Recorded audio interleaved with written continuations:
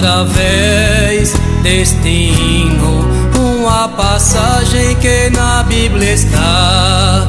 É a história de dois homens que foram levados para a prisão.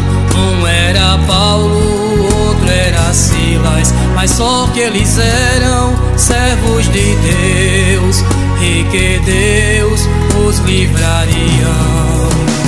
Paulo e Silas cantavam e a prisão se abalou, e o carcereiro assustado e atemorizado muito ficou.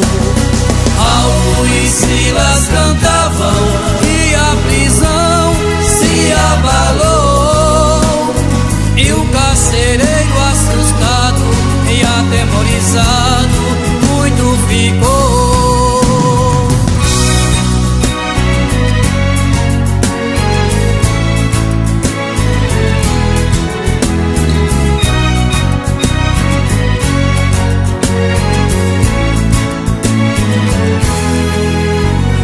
E o carcereiro perguntou: o que devo fazer para ser salvo, Senhor?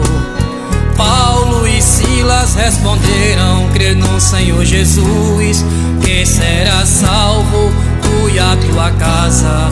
E o carcereiro a Jesus aceitou. Paulo e Silas se alegrou.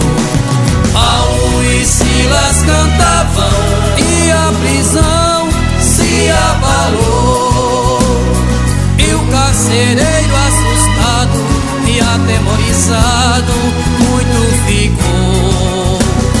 Paulo e Silas cantavam e a prisão